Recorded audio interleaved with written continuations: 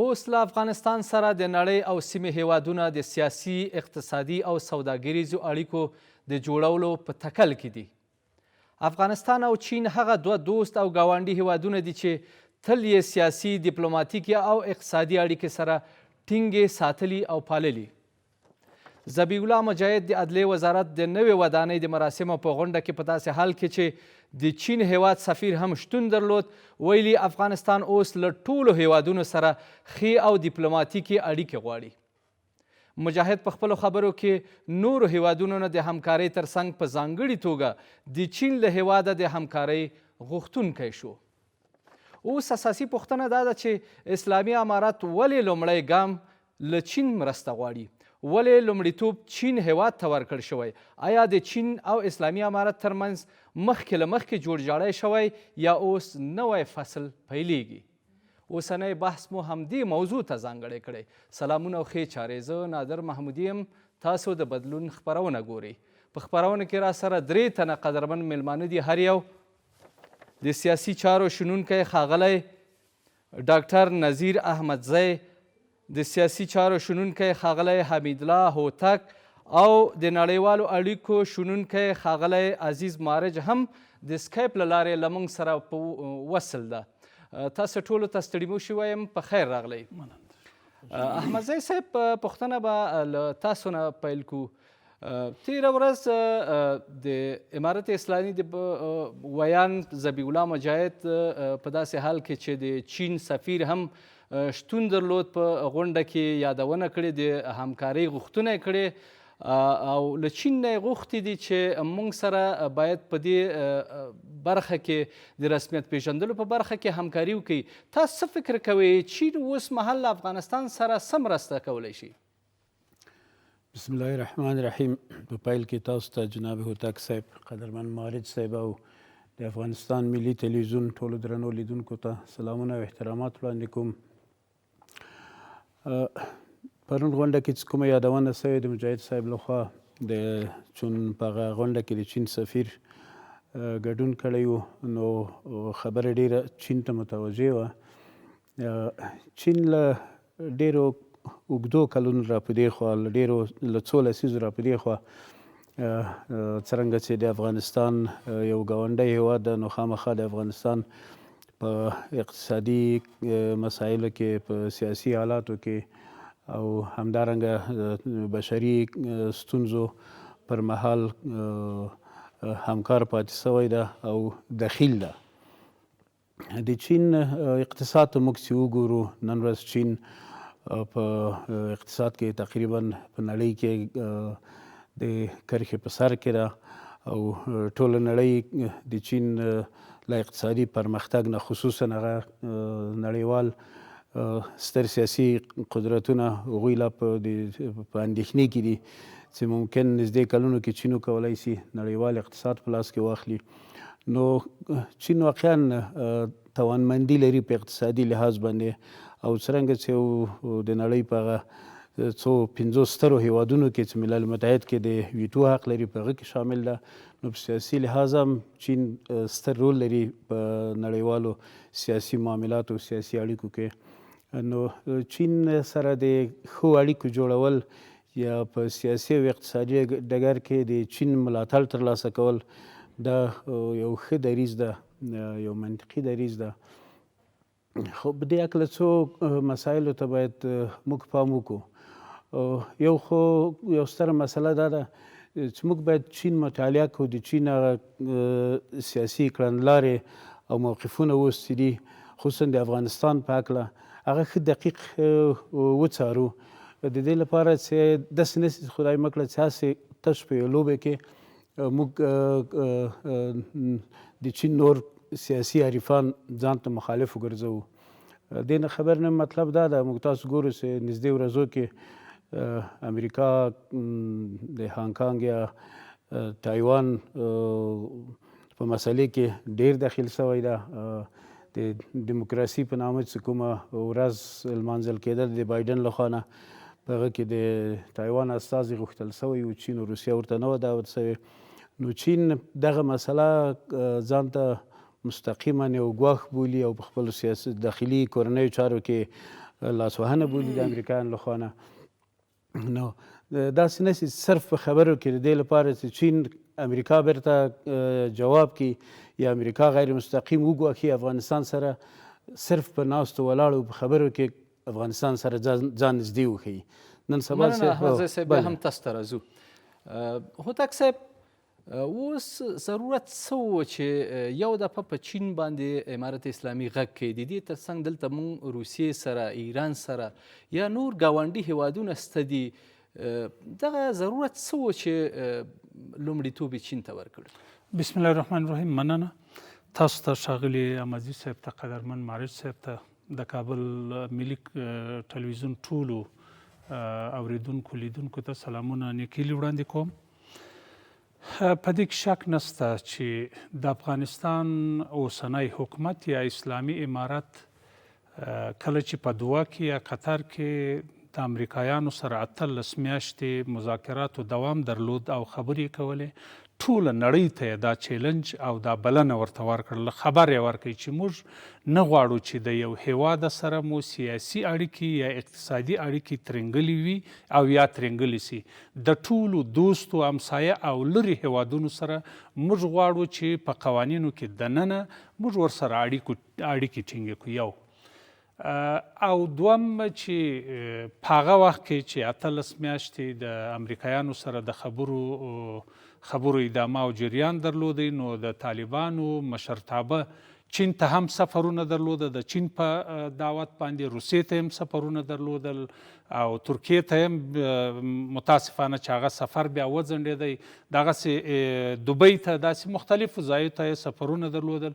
نو دغه د هغه ښکارندوی ده چې اوس په دغسې شرایطو کې یوازینی د چین هیواد و، د چین مملکت و چې د افغانستان اسلامي امارت او د افغانستان خلکو ته د دوستۍ لاس وروښکي او په ډېره غټه پیمانه باندې کومک وکوي. نو د یو افغان په حیث باندې ستاینه یې هم زه پر ځای بولم، لازمي یې بولم. او د مجاهد سابقور ودان دا نه تنها یوازې چې مجاهد صاحب ورڅخه مننه کوي او ټینګار هم پر دې کوي چې د نورو لا زیاتو مرستو هیله جنه کوو، نو د افغانستان ولس هم د چین د جمهوریت څخه د نورو لا زیاتو مرستو غوښتنه او هیله کوي. په دغه اوسني شرایطو کې هر هغه هیواد، خصوصا اسلامي نړۍ چې اوس یې ځان په خوب باندې اچولی دی، دوی دې د مرګ په خوب باندې بیده سي. د هغه اسلامي نړۍ ده چې یعنی افغانستان ته یې تر اوسه ګټه نه ده رسېدلې ده، نه د افغانستان جغرافیې ته، نه د افغانستان اوسني حکومت ته، نه د افغانستان ولس ته.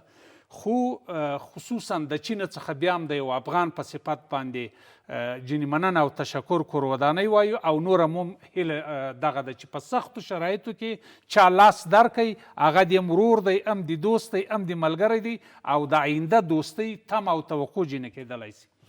څلورم مسله دا ده چې ټول هیوادونه اوس په دې ان رسېدلي دي چې د افغانستان اوسنی حکومت دا که په هر په انقلابي سطحه باندې رویه باندې راغلی دی، په هر لار باندې چې راغلی دی، دا یو واقعیت و، واقعیت دی، یو حکومت و، یو حکومت دی. ټول هیوادونه مجبوریت زموږ یا دلته یو فرصت ده چې موږ چین ته باندې غږ کوو یا د همکارۍ غوښتنه ترې نه کوو؟ دا د نورو هیوادو دپاره فرصت دی چې زموږ د دغه مجبوریت څخه ښه ګټه پورته کړي. خدای ناخواسته ضد و نقیص یعنی یا د خپل هیواد په وړاندې یا د افغانستان په وړاندې د تخریب ګټه پورته نه کړي.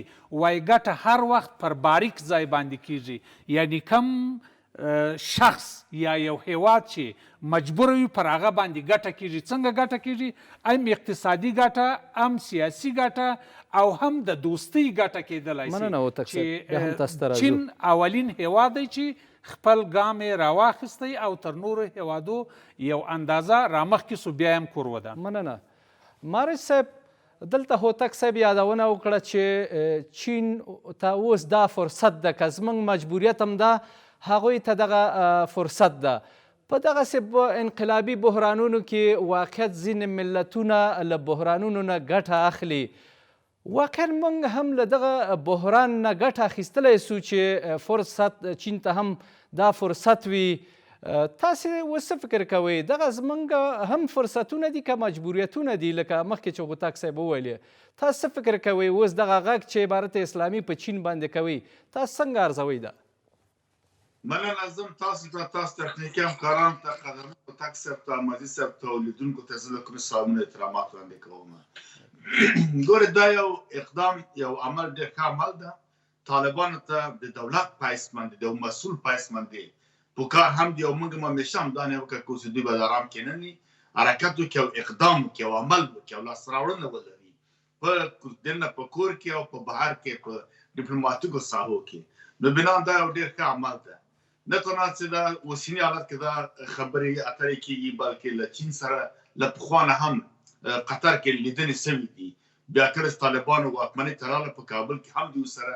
ناستې کړې دي یعنی په څنګه چې د طالبان حق لري او دا یو عمل کوي چې یو الټرناتیف هم باید ولري په سیمه کې یعنی داسې که غرب نه که نورو ځایونو نه ناهیلي کېږي یو بل حکومت سره یو بل دولت سره هم یو انتخاب باید ولري دا یو ډېر یو ښه عمل ده بل دا یو اصلا باید موږ په پام کې ونیسو په سیاست کې معمولا ګټې په پام کې نیول کېږي یعنی که ګټو ته وګورو صحیح ده چې چین اقتصادي مسایل لري خامو توکو ته ضرورت لري ترانزیت لارې ته ضرورت لري او بل په ټولو کې د سیاسي او امنیتي لحاظ په افغانستان کې اندېښنه لري دلته اداري ګټه د غور مسایل مثلا پورته شوي دي ترکستان شرقي مسله ده د تیبت او د لالا مسله بیا ماته راپورته شوې ده همداسې یېره لري چې دلته که داعش او د نورو ترهګرو تهدیدونه کېږي سینګیام د چین د خطر لاندې نشي نو خامخا دوی پوځي اقدام نشي کولی نو دا به راځي د مرستو نه د تعامل له مخې نه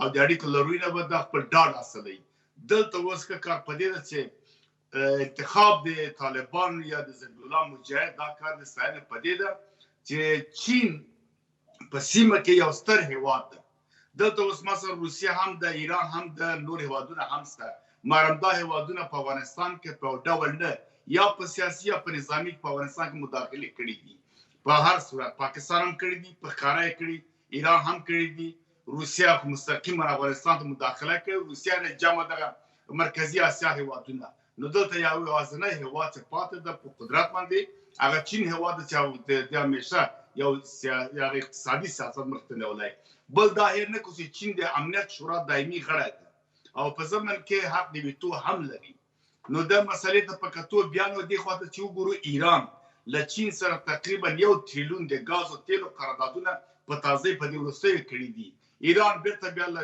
روسیې نه د F-500 او F-400 راکټونه او مثلا وسلې هم اخلي دلته یو اړیکه موجوده ده یعنی د چین او د ایران او د روسیې اړیکه موجوده ده بیا چین ګټو ته اشاره وکړه اما دلته د افغانستان ملي ګټې څه شی دي آیا اوس مهال چې دغه چین په ملګرو ملتونو کې دایمي غړیتوب لري د ویتو حق ته تاسو هم اشاره وکړه آیا دغه به په امریکا باندې فشار راوړلی سي د افغانستان یا د امارت اسلامي د رسمیت پیژندلو لپاره دغه موضوع تاسو څنګه ارزوئ بالکل همدغه موضوع ما هم په همدغه ډول ما تشریح کوله چې د سیمې هیوادونه ټول سره یو اړیکه پیدا کړې ده بیرته چین د پاکستان سره دغه د روډ بیلټ پروګرامونه 2.5 میلیارډ مصارف هلته کول په ګوادر کې مثلا پتلې دوه جوړول دا یو ډله اوبدل شوې حالت ده ځکه ښه کار په دې ده چې طالبانو په دې سیمه کې یو هیواد سره باید اړیکه ولري نو داسې اړیکه ولري چې یو قوي ځواکمن هیواد وي چې هغه وکړی چې د غرب سره یو حریف وي چین بنان د غرب یو حریف هم ده هېڅ وخت امریکا نه غواړي له چین سره اړیکې هم خرابې کړي ځکه د خپله غرب د امریکایانو سترې فابریکې او کارخانې په چین کې موجود دي او سرمایه ګذاري په کار خپله امریکا د چین پوړوړی هم د اقتصادي په دې پیسو د لحاظه تقریبا 2 تریلیونه قرضداره ده نو بنا کړه چې چین په افغانستان کې اقدام کوي مشکلات ورته نشي جوړولی غرب او که چیرې غرب راځي ورته مداخله کوي بیا کیدای شي د چین له یېرې نه موږ یو څه نجات پیدا کړو که چیرې اوس دلته په کار د موږ ډیپلوماسي ده که چیرې یو توازن یو تعادل سیاست اوس افغانان غوره کړي او ښه قوي پالیسي ځکه اقدام یې د ستایلو د دقیق اقدام دی وړاندې لاړ شي بله خبره ما وخت یاده کړه چې چین ضرورت هم لري ورته ترانزیت ضرورت هم لري یو توکي که شرقي اروپا ته وړي له شمال د افغانستان 4 مملکتو ته به دا خامخا محصول ورکوي دلته په سادهګۍ توګه ده. بل دلته خام توکي موجود دي او خصوصا بیا لیتیم او تیتانیم او اورانیم چې نن سبا په نړۍ کې د برېښنایي ګاډو ته تحت البحري سفینو ته هوایي سفینو ته ناسا ته بیا القلي او سرب بیا ډېر زیات اثار لري چې دا په افغانستان کې ذخایر تثبیت شوي دي. نو بنان دا غواړي او حق هم لري ځکه دا نږدې همسایه ده. موږ ته هم ګټه ده که چېرې موږ د سره قرارداد وکړو په وړیا توګه. نور هېوادونو خامخا د ترانسپورټي او د لرې واټن مصارف به هم تر باسېدو ته نږدې کېدای شي. او بله خبره دا ده که چېرې بیا چین وکړی شي چې افغانستان ته یو سړک جوړ کړي شرقي اروپا ته یا برېښم لاره بېرته پرانیسي، خامخا د موږ په ګمرکو ترانزیت په دې کې هم ګټه کوي. بل دا اقتصادي هېواد ده، کېدلی شي افغانستان ته قرضې هم ورکړي، کېدلی شي افغانستان ته تجارتي توکي هم راوړي. ستر قوتمن هېواد ده که په سیمه کې دا اقدام وکړي چې افغانستان په رسمیت وپېژني، لکه څنګه چې نوره نړۍ امریکا ته سترګې په لار ده. که امریکا افغانستان په رسمیت وپېژني، نور هېوادونه هم پېژني، ځکه کله چې امریکا له طالبانو سره خبرې پیل کړې په قطر کې، نور هېوادونه هم پیل کړې، نو دا خامخا اثر کوي. بل چین ښه قوي لابي کولی شي، ځکه وخت ما ویل دا د امنیت شورا غړی هم ده او په ځمه کې د ویتو حق لري. نو ستر ځواک او اثر په ملګرو ملتونو سازمان کې لري. که چېرې هلته د افغانستان کوم مسله راپورته کېږي، دا بیا کولی شي د افغانستان په موضوعګۍ دفاع وکړي. په څنګ کې بیا روسیه په پالیسي او سیاست له چین سره یو ده، بیا کېدای شي روسیه هم د چین لپاره د افغانستان هغه دریځ دی تاییدوي، دی هم تایید کړي.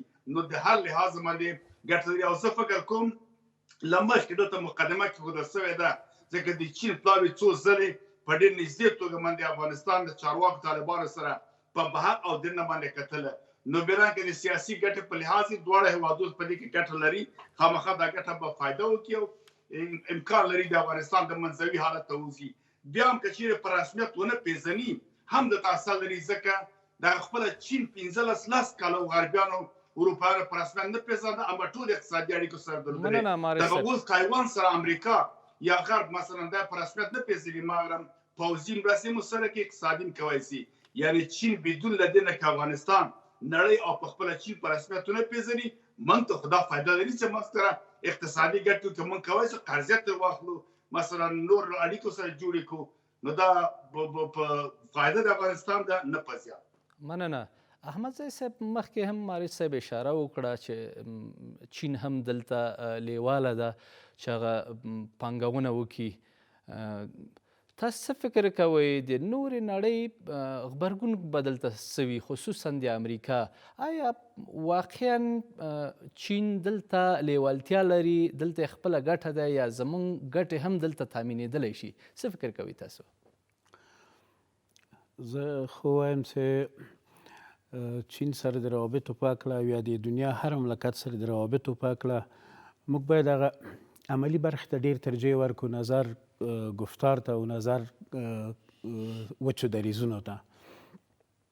دې نه مطلب دا ده چې موږ تاسو که وګورو چین په داسې حال کې چې ستر سیاسي قدرت په دنیا کې، ستر اقتصادي ځواک ده، ستر سیمه ییز هغه مطرح هیواد ده، خو د مرستو په لحاظ باندې افغانستان په داسې شرایطو کې چې دا اوس د 3-4 میاشتو کې ډېر سختو ناورینونو سره په صحي برخه کې، په اقتصادي برخه کې، همدارنګه په نورو هغه کوم مشکلات چې سیاسي مقاطعاتو او یا د افغانستان د سرمایې د کنګل کېدو له امله موږ سره مخامخ شوي یو.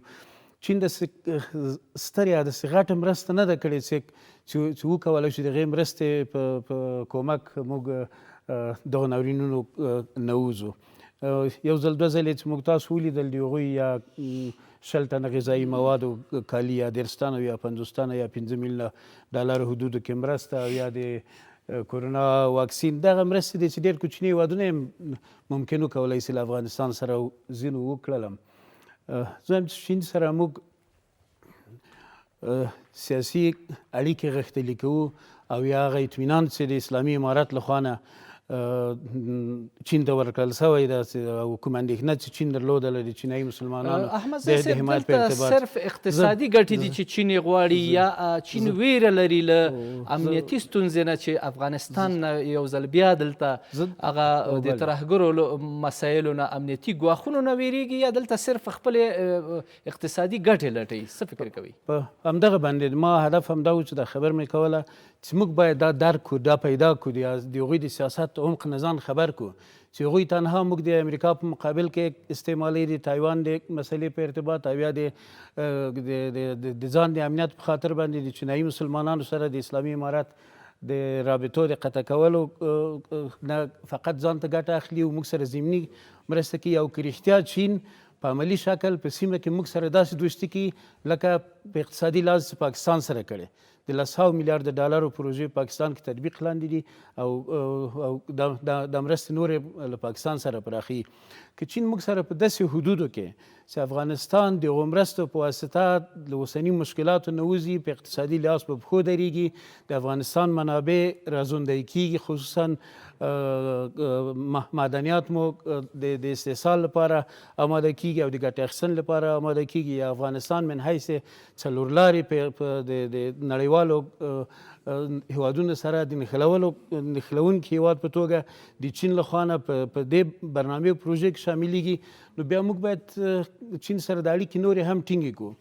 او که د 3-4 میاشتو چې ګورو د چین د همکاریو مسله ډېر کم حدودو کې ډېر کم اندازې مرستو په چوکاټ کې ده.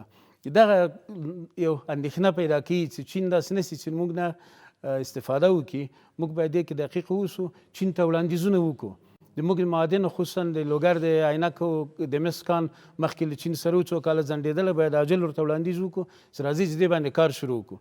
دغسې نور معادن د افغانستان دي، دغسې د هغوی پروژه چې پاکستان کې د سرک و کمربند پروژه چې ده چې غواړي چې حتی اروپا ته دا وصل سي، نو دې پروژې کې غوښتنه ترې وکړو چې موږ داخل سي.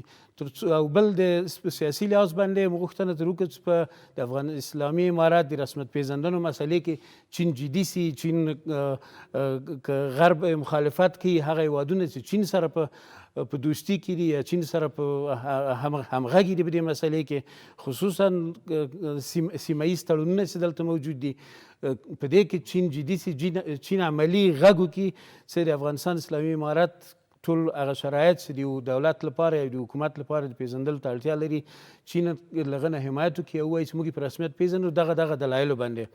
خو که دغه ټول مسایل کې چین ځان داسې ډېر کم عملي اقدامات کوي او ځان غلی کوي او په اصطلاح سره وخت ضایع کوي، موږ مشکلات نور هم زیاتېږي.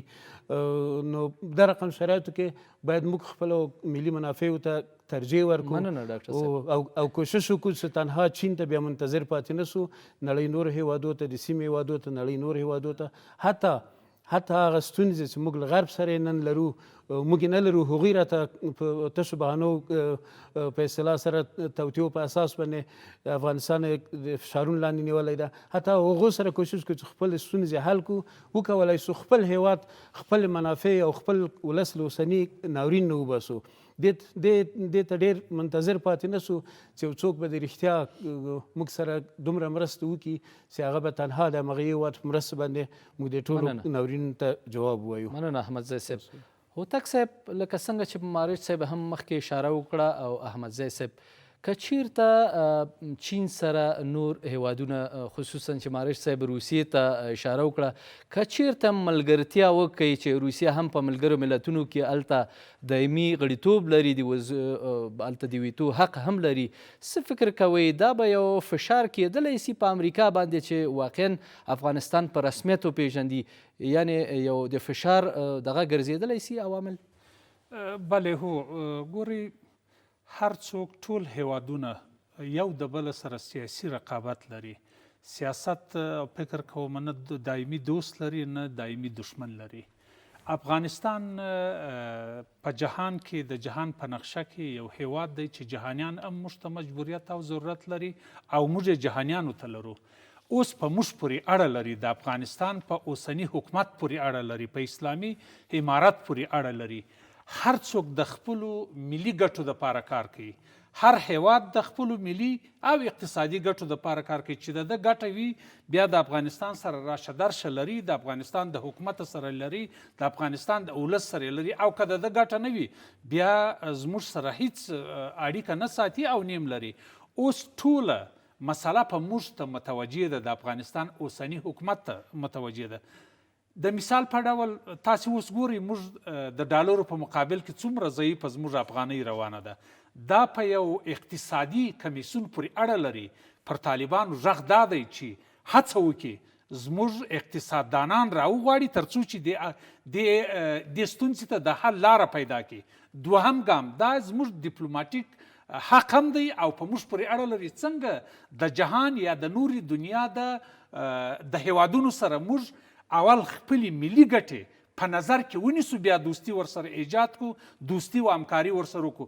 جهان خو اوس دې ته مجبور او مکلف دی چې ستا سره مخکې جناب مارج صاحب او قدرمن احمدي صاحب ورته اشارې درلودې. دغه راز ما چې ټوله دنیا د داعش څخه یا د القاعدې څخه یا د جهاني ترورستانو څخه په وام کې وه، پیله نن په وام کې ده. یوازینۍ هیله او امید د هیوادونو اوس چاته دی؟ افغانستان او افغانانو ته دی، خصوصا دغه حکومت ته دی چې یوازینۍ طالبان دي چې دغه تروریستي ډلې مارولی هم سي او نابودولی هم سي. دا په هغه وخت کې د افغانستان اوسنی حکومت کولی سي چې ور نړۍ د افغانستان دغه اوسنی حکومت په رسمیاتو باندې وپیژني، یعنی مسؤلي کې بیا ورڅخه تقاضا وکړي.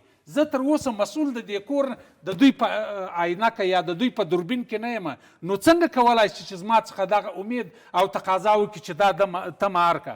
دی د زما سره هر راز کومک ته چې دغه حکومت اړ دی ورته ضرورت لري، هغه د دی یو وار پوره کړي چې زه بیا د جهان د ترورستانو سره هم په خپل خاوره کې مقابله وکړم، لکه مخکې چې طالبانو ژمنه ورکړې ده او ویلي دي چې هیڅ چا ته موږ اجازه نه ورکوو چې د افغانستان خاوره د بل هیواد په وړاندې په ضد باندې استعمال کړي. دا یوازینی د دې حکومت شرط دی او نړیوال مجبور او مکلف دی باید زموږ دغه حکومت په رسمیاتو وپیژني. او موږ په چی شي مجبور او مکلف یو؟ موږ په دې مکلف یو چې خپل ډیپلوماسۍ ته، ډیپلوماتیکو هڅو ته څنګه وده ورکولی سو. د طالبانو اوسنی حکومت د چین نه پرته نورو ګاونډیو هیوادونو ته څومره موږ اړتیا لرو؟ دلته خو پخوانی روسیه سته د ایران هم دلته د پاکستان خصوصا موږ سره نږدې ګاونډی ده. دغه نورو سره تاسو څه فکر کوئ؟ موږ نږدې روابط ډیپلوماسي اوس د چین پرته نورو سره څنګه اړتیا لرو؟ مخکې چې مې ورته اشاره درلوده نو په زغرده به ووایم د دنیا ټولو هیوادو ته موږ ضرورت لرو او د دنیا ټول هیوادونه موږ ته ضرورت لري. اوس بیرته په موږ پورې اړه لري څنګه توازن وساتو، څنګه د چا سره خپل د اقتصادي خپل د ملي ګټو په اډانه کې رفتار وکړو، خپل ډیپلوماټیک برته هغه ځای ته راځم، خپلې هڅې څنګه ګړندۍ کړو. دا باید هلته هغه استادان زموږ په وزارت خارجه کې زموږ خارجي پالیسي داسې جوړه سي، د داسې استادانو په شتون کې جوړه سي چې هغه یې مسلک هم اوسېدلی اوسي او په د جهان سره لابي وکولی سي، د خارجیانو سره د بهرني هیوادونو سره لابي وکولی سي. د مثال په ډول زه غږ کوم، انتقاد مې هم دی پر دې حکومت. موږ په تیر نظامو باندې هم غږونه کول چې رئیس جمهور یې خبر نه دی وزیر صاحب بیا په پاکستان کې دی، رئیس جمهور یې خبر نه دی وزیر صاحب بیا په ایران کې دی، بیا په ترکیه کې دی، بیا پلاني ځای کې دی، حتی والي صاحبان یې ځي. اوس هم هغه څه پیښ دي. زه پر وزارت خارجه باندې غږ کوم، جنابه څنګه وزارت خارجه دی زما؟ زه خو قانون لرم، زه خو خارجي پالیسي هم لرم، زه خو داخلي پالیسي هم لرم، یعنی حکومت یې لري. دا په چا پورې اړه لري؟ دا په خارجي وزارت پورې. د خارجه یو د ډېره مهمه موضوع ده، برته به زه به د یا د مارج صاحب یا د احمدزي صاحب وخت ونیسم. دا ډېره هامه موضوع ده. زموږ اکثره وزیران دا اوس په پاکستان کې دي. د کم قانون له مخې د چا په اجازه تللي دي؟ د کم وزارت خارجه څخه اجازه اخیستې ده؟ هیله مو ده چې زموږ وزیر چې سفر کوي باید د افغانستان حکومت خبر وي، د افغانستان وزیر خارجه خبر وي، هغه دریځ معلوم وي د څه شي دپاره سفر کوي، د څه شي دپاره ځې، څه ځینې غواړې یعنې تاسو فکر کوئ دلته زمونږ هغه د ډیپلوماسي دستګاه ضعف تاسې یادوئ چې هغه ده بالکل بالکل یعنې دا چې برته رفت په چین پورې او په نړیوالو پسې خوري. ما درته وویله چې په موږ پورې اوس اړه لري څنګه توازن وساتو نړیوالو سره، کومو هیوادو ته سفرونه وکړو، کومو هیوادو ته وخت به معرف صاحب ته هم ورکو، کومو هیوادو څخه یې وغواړو. دا زموږ هغه اړتیا ده چې موږ یې نن ورته لرو.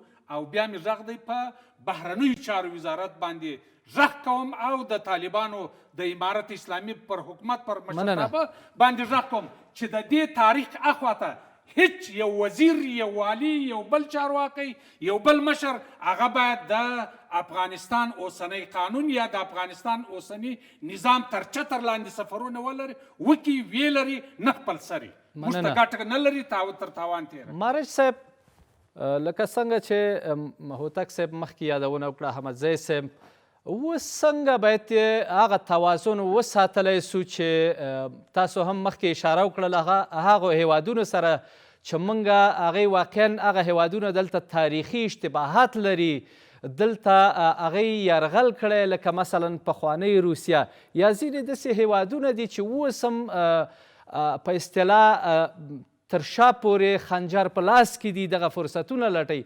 څنګه اوس موږ دغه توازن اوس ساتلی که چیرته دلته فرصتونه چین ته بیا ورکو، موږ به بیا هغه غبرګونونو سره مخ نسو. اوس څنګه یو ډیپلوماسي باید په لاره واچول سي چې موږ دغه مخکیني تېروتنو نه هم راووځو؟ څه فکر کوئ تاسې؟ مننه. مخکې چې داسې پوښتنه ته راسم دا د هوتک صاحب نیوکه په وزارت خارجه وکړه، زه به یو شی لاندې په اضافه کوم. بر علاوه چې د بعض اصول نه مراعاتېږي، حتی پروتوکول د ډیپلوماتیک هم نه مراعاتېږي. صحیح ده چې کنوانسیون د ویانا شیکاګو حکم کوي چې یو سفیر کولی سي په کوربه هیواد کې چارواکو سره وګوري، اما پروتوکول ډیپلوماتیک دا ده چې وزارت خارجه ریاست تشریفات دغه ملاقاتونه چارواکو سره تنظیموي. مانم سفیر د پاکستان د اوس د مکناټن په پوست کې ناسته چارواکي احضاروي او هلته وړي سفارت سره ګوري چې د مخنیوي ډېر ضروري سي بدوي کی. یو سفیر حق لري چې څوک احضار کړي، مثلا که څوک چارواکی ورځي دا د احضار مراد دا ذات خپله کسر شان ده، دا باید ونه کړي. او راسو اصلي خبرې ته دلته یوه خبره ده صحیح ده چې یو نړیوال ضرورت ده، یعنې نړیوال سره اړیکې اړین دي د افغانستان. او څنګه چې یاده شوه دلته هم یو نړۍ هم مجبوره ده د ستراتیژي نقطې ته نن راشي افغانستان ته، څنګه چې هوتک صاحب وویلې او بل دوست احمدزي صاحب وویلې، مجبوره هم دي دلته راشي. خامخا د جغرافیه کې حاکمیت د طالبانو شته، حکومت موجوده، حاکمیت او قلمرو نفوذ شته، دوی به خامخا راځي. خصوصا بیا مرکزي اسیا هیوادونه جنوبي اسیا ته ترانزیت ضرورت لري، پاکستان هم ضرورت لري، ایران هم لري، چین او نور هیوادونه. نو بنا دلته یو سنجش پکار ده. مثلا یو فکر په دې کې ده چې موږ یو ملګرتیا به د یو هیواد سره وکړو، یعنې دایمي ملګرتیا په خبرو، په زاریو، په جارو قربان نه کړي. دلته باید ګټې سره تشریح سي. موږ خپلې ګټې پام کې نیسو، د مقابل لوري ګټې هم په پام کې باید ونیسو او هغه ته قناعت ورکړو. که بل څوک هم موږ سره ملګرتیا کوي، د موږ ګټې باید په پام کې ونیسي او موږ ته ډاډ اطمینان راکړي. په دې صورت کې ته وایي چې ټینګښت کېږي په ملګرتوب کې. نو بنا په دې سیمه کې قدرت، ستر قدرت، لکه څنګه چې نور هیوادونو مداخلې دلته کړي دي، یو بد تاریخ موږ سره لري. باید چې موږ ونه سو کولی چې هغوی نه غرامات موږ واخلو، خو بیا هم که چیرې غرامات ونه سو اخیستلی، په سیاست کې بیا ګټې ته کتل که خلک ګوري هغه وخت. مارج صاحب اوس پوښتنه دا ده څنګه د موږ د رسمیت پیژندلو په نشتون کې دغه اعتماد او اعتبار ترلاسه کړو چې دلته له سیمې هیوادونو سره یو همپالنه رئیسي، امنیتي، اقتصادي، څنګه دغه اعتبار رامنځته سي اوس مهال؟ ګوره دا داسې رامنځته راځي چې یو قوي پالیسي او قوي ډیپلوماسي جوړه سي، مسلکي. همدغه مسله ده چې ما ویل چې هم ډاډ ورکول دي، هم د دوی ګټې تشریح کول دي. دغه اوسنی اقدام په دې ما ویل چې په سنجش باندې کې، سنجش معنا دا ده، ما مخکې یو اشاره وکړه، بیا خبره مکمله نه سوله. د چین هیواد هغه هیواد چې افغانستان کې مداخله نه دي کړي، په افغانستان په چارو کې معمولا اقتصادي سیاست لري. دلته ایران مداخله کوي. مرم ایران بیا بیرته له چین سره ما وخت یو یادوري وکړه چې $1 تریلیون ګاز او تیل تړون دی ورسره لاسلیک کړي. نو بنان که چین ښه خبره په دې ده که چین دلته موږ سره کومه معامله کوي یا ما سره وړاندې کېږي، ایران خنډ نه ورته جوړوي، ځکه د ایران بیا هغه مشکل چې دی خپله ګټه لري هغه سره تړونونه لري، هغه ته ضرر رسېږي. دلته موږ له پاکستانه سر ټکوو او باید ویې ټکوو، ځکه همیشه په تاریخ کې موږ سره مداخلې کړي. بیرته بیا چین د پاکستان سره په ګوادر کې، په سرکو کې او په نورو سیمو کې په ګزاري کړې ده، یعنې پاکستان ته ضرورت لري له چین سره، بیا هم خنډ نشي جوړولی. روسیه استراتیژیک ملګری ده، کله چې روسیه استراتیژیک ملګری ونسوله، ترکمنستان، ازبکستان او تاجکستان د روسیې تابعدار هیوادونه دي، هغه موږ ته خنډ نشي جوړولی. نو بنا له سره د غرب مسله، غربي هیوادونه هم چون له چین سره یو څه ګزاره کوي، هم د دې لپاره چې دوی حق د ویټو لري، بیا یو بل سره هلته مشکلات په ملګرو بیرته سازمان کې جوړ نه کړي، او هم اقتصادي اړیکې لري. بل خپله امریکا او اکثره غربي هیوادونه خصوصا اروپایي د چین پوروړي دي. چین هلته پانګه کړې ده، پانګونه کې بیرته اوس تر اوسه پورې هغوی تر اوسه د ده پیسې نه دي ورکړي، بیا هم کومه ستونزه نه جوړوي. یعنې په ټوله کې که په سیاسي لحاظ باندې موږ وګورو، د چین دغه فایدې دي چې دغه سیمې دی کې کوم عمل کوي، د سیمې هیوادونه او ګاونډیان خنډ نشي جوړولی. نو دلته دا موږ ته اوس یو امتیاز ده چې له دې امتیاز اوس ګټه واخیستی سو، موږ دا سیاست توازن وساتو.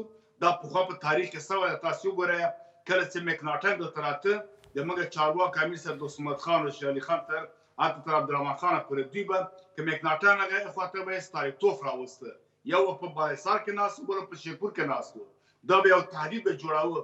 مارج صاحب په دغه تاریخي مقطع کې اوس دغه د امارت اسلامي چې په چین باندې غږ کوي، دغه څومره مثبت ګام ده؟ آیا دغه تاسې مثبت ارزوئ یا منفي؟ څه فکر کوئ دغه په اوس شرایطو کې؟ نه، دا سل په سلو مثبت اقدام ده. مثبت اقدام په دې د مورد چې اړین د ضرورت ده یو هیواد سره، خصوصا د ګاونډ هیواد سره او په سیمه کې یو هیواد سره موږ باید ملګرتیا وکړو چې د موږ په لپاره لابیګري وکړي، د موږ استازیتوب وکړي. نو ډېر غوره خو چین په دې ده چې هغه په ملګرو ملتو د امنیت شورا دایمي غړی ده، هم حق د ویټو لري، هم دغه نور مسایل چې ما وویل چې مثلا نور هیوادونه هم یو څه ورسره معامله لري، د هغه لپاره خنډ نه جوړېږي افغانستان لپاره. که چین وغواړي موږ په رسمیت توګه تاسو یقین وکړئ د هند په ګډون، د عربي هیوادونو په ګډون. بله مسله ډېره مهمه دلته دا ده چې دلته بیا حریفان دي، حریف هیوادونه دي. اوس دوی که چیرې چین کار وړاندې کوي، نور هیوادونه دې نه هیره کوي چې والله دلته خام توکي دي، نه چې تا چین تناو باندې واخلي، نو خامخا نور هیوادونه منډه راکوي. په منډه کې څه خبر ده؟ دلته بیا همدغه مسله چې ما وویله چې مکناټن راته، ستالیتوف راته، کلونایډ راته، ویکوویچ راته، هغه به له هغې خوا نه مثلا افغانستان سره مرسته کوله، ته به چې روسیې ته ورنسي، روسیې به مرسته کوله، ته چې انګرېز ته ورنسي، بیا همدغه مسله دلته مطرح کېږي. نور هیوادونه چې ول کېږي وړاندې چې ځان وړاندې کړي زر نږدې کړي افغانستان ته، نو دغه خپله موږ ته امتیاز ده، ګټې دي. موږ باید دا کار پخوا کړی وای، اوس هم لرې نه ده. ښه اقدام وسه. د همدغه چین له اړیکو نه روسیه هم اړیکې جوړوي، تاسو یقین وکړئ، غربي نړۍ هم جوړوي، اروپا هم جوړوي، د دې لپاره چې دا چین رانشي دا خام توکي دا مسایل وانخلي. هر څومره چې زر کېږي له چین سره نور هم اړیکې باید جوړې شي، پلاوي باید لاړ شي، پلاوي باید لاړ شي. دا د افغانستان په ګټه ده او موږ باید دغه ډول سیاست وکړو. بل ډول سیاست خو موږ نشو کولی ځکه په پښو ولاړ نه یو. او که چېرې خام توکي هم موږ راوباسو، موږ باید چون خام توکي لرو همدا وایو چې خام توکي لاس نه ده خوړلی او پاتې دي، نو یو صنعتي اقتصادي هېواد ته ضرورت هم لرو چې راسې موږ سره تړونونو کې خپلې فابریکې راوړي او موږ سره د تړون له مخې، د اصول له مخې نه خام توکي وباسي چې موږ په خپلو پښو ودرېږو. د دې لپاره بیا غوره هېواد چین ده او چین په تاریخ د افغانستان کې موږ سره کومه ستونزه هم نه لري، یعنې اساساتو بدبیني موجوده نه ده. احمدزی صاحب وخت لنډه په جمعبندي به کو بحث. اوس دغه تاریخي فرصت چې امارت اسلامي چین ته لاس غځولی څومره مثبت ګڼئ؟ اوس چین په افغانستان کې لومړي ګام کې څه فرصتونه رامنځته کولی سي د افغانستان د اقتصادي بحران لپاره؟ اوس مهال کوم امکانات باید په کار واچول سي؟ د ما په نظر خپله دغه اړیکې جوړول یو مهم اصل ده د همکاریو لپاره او ډېر مثبت ګام ده. د دې د عملي کولو لپاره موږ باید ځان سره خپل سنجش ولرو چې له هر هېواد سره مثلا اوس چین یادېږي، څه ترې غواړو، څه ورته ورکوی سو هغو ته. دا باید په علمي لحاظ، په تخنیکي لحاظ او د امکاناتو په چوکاټ کې دا باید موږ ځان سره هغه کړي، تثبیت کړي. د دغه کار لپاره موږ دې ته منتظر پاتې نه سو چې چین له موږ نه څه غواړي، څه کوم برخه کې څه راسره کوي. موږ باید خپله را تثبیت کړو چې موږ څه ته اړتیا لرو، په کوم اړتیاو د حل په خاطر باندې موږ له چین نه مرسته غواړو. دغه کار لپاره باید موږ د هرې برخې د هرې څانګې مثلا د معدنو ده، د زراعت ده، د ترانزیت ده، د اوسپنې د لارې ده، یا د اوبو د بندونو د برق، د دغو بخشونو هر بخش کې چې موږ ته بنیادي ضرورت ښکاري هغه دغه متخصصین، دغه تخنیکي کارپوهان مربوطه برخو کې کینو. اسلامي امارات باید کینی، هغوی دغه دنده واخلي چې په علمي او منطقي او تخصصي لحاظ باندې موږ څه غواړو له چینه، پروژه به څه وي، دغه ارزښت به څه وي، دغه ګټې به موږ ته څه وي، دغه عواید به څومره وي او امکانات یې د عملي کولو څومره وي. دا ټول وسنجوي. وروسته له هغه موږ په دې خبرو کې د عملي راکړې ورکړې لپاره خلکو سره یا هیوادونو سره دا موضوع شریکه کړو تر څو وکولی سو یو څه ترلاسه کړو. بل خبر دا ده چې د پرون مجلس چې وزارت عدلیې کې ما ولیدل ټول د اسلامي امارات مشرانو، چارواکي او د چین سفیر تنها پکې ناست و. د ما په وړاندیز دا د اسلامي امارات مشرانو ته چې دغه رقم سیاسي ناستو ولاړو کې چې د هغو نه هدف تخنیکي، اقتصادي، اجتماعي مسایل په هغه کې د هرې برخې متخصصین الحمدلله موږ تاسو ښه باایمانه، ښه باهمته، ښه په وطن باندې مین او ښه علمي کدرونه د هر مسلک لرو.